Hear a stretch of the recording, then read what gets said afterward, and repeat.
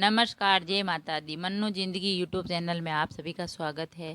Friends, आज मैं आपको पाप मोचनी एकादशी की कथा सुनाती हूँ। यह एकादशी है वो चैत्र कृष्ण पक्ष की एकादशी होती है और चैत्र कृष्ण एकादशी को पाप मोचनी एकादशी कहते हैं। इस एकादशी का व्रत करने से जीवन के सभी कष्टों से मुक्ति मिलती है और मनुष्य के जीवन में जो पाप है वो दूर हो जाते हैं, कष्ट दूर हो जाते हैं। और पाप मोचनी एकादशी के दिन श्री हरि विष्णु का पूजन किया जाता है। यह एकादशी है वो 5 अप्रैल दिन शुक्रवार को है।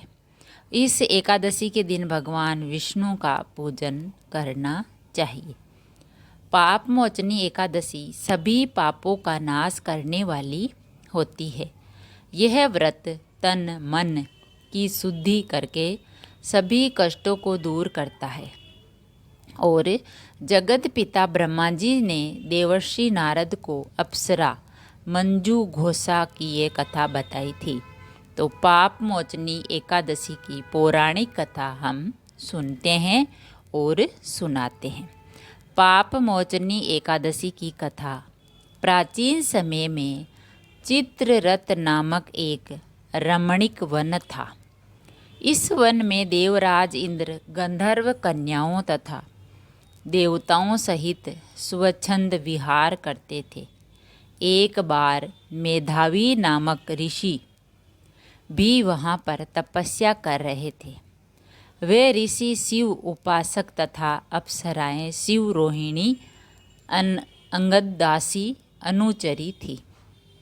एक बार कामदेव ने मुनि का तप भंग करने के लिए उनके पास मंजू घोषा नामक अप्सरा को भेजा। युवावस्था वाले मुनि अप्सरा के हाव भाव, नृत्य, गीत तथा कटाक्षों पर काम मोहित हो गए।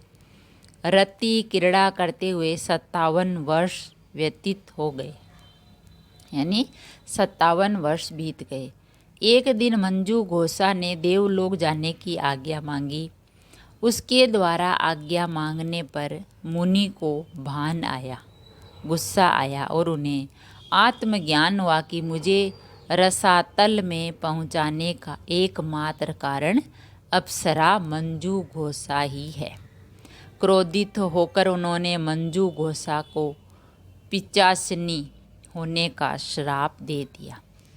श्राप सुनकर अप्सरा मंजू घोषा ने कांपते हुए ऋषि से इससे मुक्ति का उपाय पूछा। तब मुनि श्री ने पाप मोचनी एकादशी का व्रत रखने को कहा और अप्सरा को मुक्ति का उपाय बताकर पिता चैवन्य के आश्रम में चले गए। पुत्र के मुख से श्राप देने की बात सुनकर चैवन ऋषि ने पुत्र की घोर निंदा की तथा उन्हें पाप मोचनी चैत्र कृष्ण एकादशी का व्रत करने की आज्ञा दी।